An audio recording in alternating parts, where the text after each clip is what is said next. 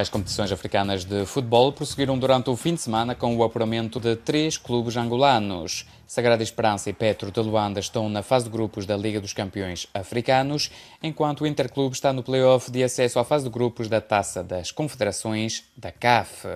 Na Liga dos Campeões Africanos de Futebol, 2 clubes angolanos apuraram-se para a fase de grupos da prova, o Sagrada Esperança e o Petro de Luanda.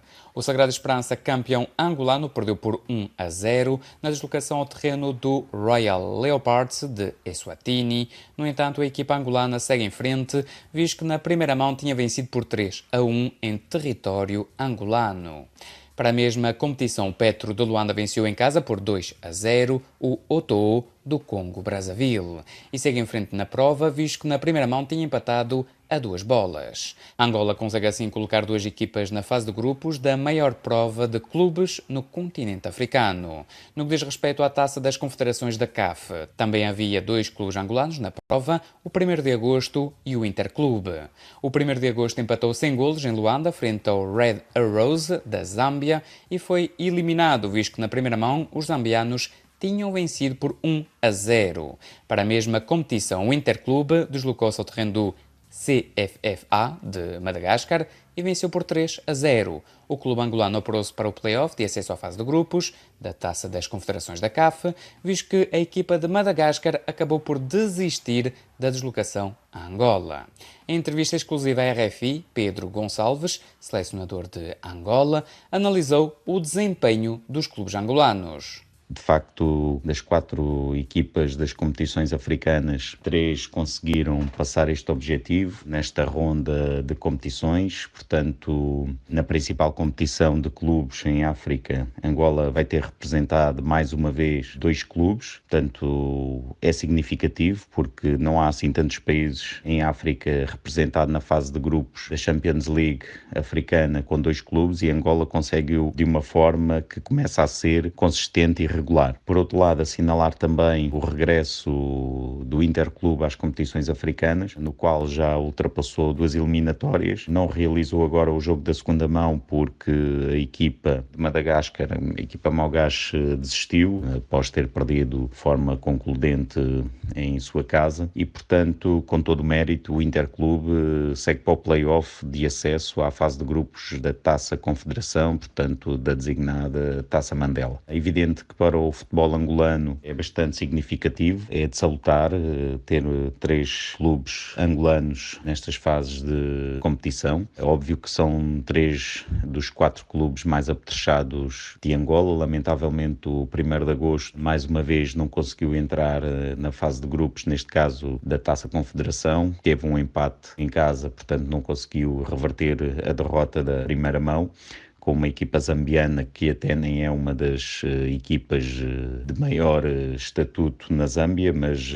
lamentavelmente ficou pelo caminho. Em todo o caso, salientar as 3 que se qualificaram. Também não deixa de ser verdade que o facto de terem jogado com clubes de países com menor expressão, ao contrário do que aconteceu com o 1º de Agosto, que apanhou, portanto, um clube da Zâmbia, que acaba por ser um campeonato de maior expressão, ainda que nos últimos anos a cair um pouco naquilo que tem sido a competitividade dos clubes zambianos, mas tanto o Sagrada Esperança como o Interclube, como o Petro de Luanda, apesar de ser significativo terem atingido, mas também devemos manter, evidentemente, os pés assentos no chão. A caminhada é longa porque, na verdade, nenhum desses clubes apanhou nenhum colosso africano e, portanto, é de salientar terem chegado a esta fase, é motivante, abre perspectivas de que os jogadores, portanto, já são os jogadores que se distinguem no panorama interno e por isso estão nesses clubes, tenham jogos de um grau de competitividade e exigência mais elevado. Evidente que isto será o estímulo que nós queremos também para que os jogadores de referência possam integrar a seleção nacional com uma expressão ao nível de clubes muito mais elevada e que depois isso também, obviamente, se canalize para a seleção nacional. Angola é a única nação lusófona a colocar clubes nestas fases.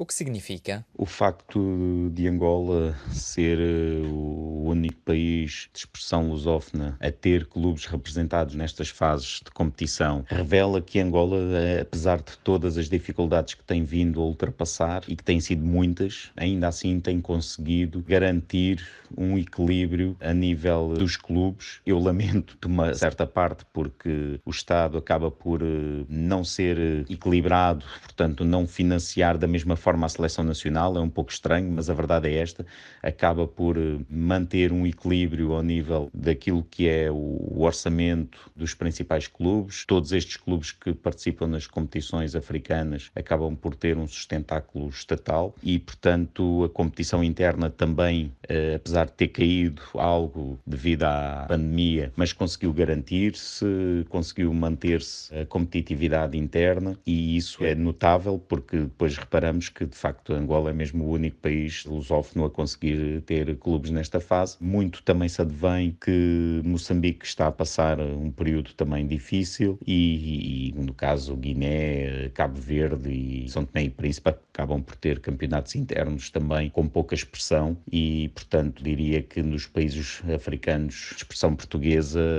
Angola e Moçambique são aqueles que poderão atingir fases mais relevantes nas competições africanas e, obviamente, procuramos também rentabilizar isto ao nível de seleção nacional. Como disse, gostaria também que o Estado olhasse para a seleção nacional, se calhar como olha para estes 4 clubes e que nos também pudesse ajudar de uma forma semelhante. Era Pedro Gonçalves, selecionador de Angola. No futebol europeu, o Paris Saint-Germain continua a ser líder isolado do campeonato francês da primeira divisão com 28 pontos.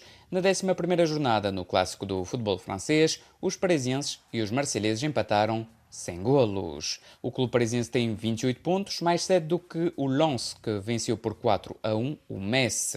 O Lille, atual detentor do troféu de campeão de França, ocupa atualmente o 10º lugar com 15 pontos, a 13 do líder parisiense, isto após o empate caseiro a uma bola frente ao Brest. Na Liga Portuguesa, o detentor do título de campeão, o Sporting Clube de Portugal, derrotou por 1-0 o Moreirense e ocupa o segundo lugar com 23 pontos, os mesmos pontos que o Futebol Clube do Porto, que venceu por 3-1 na deslocação ao terreno do Tondela, isto após a 9ª jornada. No primeiro lugar está o Benfica, com 24 pontos, isto após o triunfo por 1-0 na deslocação ao terreno do Vizela. Na Liga Espanhola, na 10ª jornada, a Real Sociedade lidera o campeonato com 21 pontos, isto após um empate a 2 bolas frente ao Atlético Madrid, que está na 5ª posição com 18 pontos. No jogo grande da jornada, no clássico espanhol, o Real Madrid deslocou-se ao terreno do FC Barcelona e venceu por 2-1. Os merengues ocupam o segundo lugar com 20 pontos, enquanto os blaugranas estão na 9ª posição com 15 pontos. Na Liga Inglesa, na 9ª jornada, o Chelsea ocupa a liderança na tabela classificativa com 22 pontos, isto após o triunfo por 7-0 frente ao Norwich. O Liverpool está na 2ª posição com 21 pontos, isto após ter goleado por 5-0 na deslocação ao terreno do Manchester United, onde atua o internacional português Cristiano Ronaldo. Quanto ao Manchester City, atual detentor do título, venceu por 4-1 na deslocação ao terreno do Brighton and Hove Albion e ocupa o 3º posto com 20 pontos. No motociclismo, o espanhol Marc Márquez venceu o Grande Prémio da Emília-Romanha do MotoGP. No segundo lugar terminou o espanhol Pol Espargaro e na 3ª posição ficou o italiano Enea Bastianini. Na classificação do Campeonato do Mundo, o francês Fabio Quartararo lidera com 267 pontos e já se sagrou campeão do mundo. Pela primeira vez na história da modalidade, um francês arrecadou o título mundial na categoria MotoGP. É o ponto final neste Magazine de Desporto. Até breve. E assim estamos a fechar a segunda e última emissão desta segunda-feira. Estamos convosco todos os dias às 15 e às 18 horas aqui de Paris. Podem seguir-nos aqui na rádio, na internet e nas redes sociais. Estamos de volta amanhã. Fiquem bem na nossa companhia.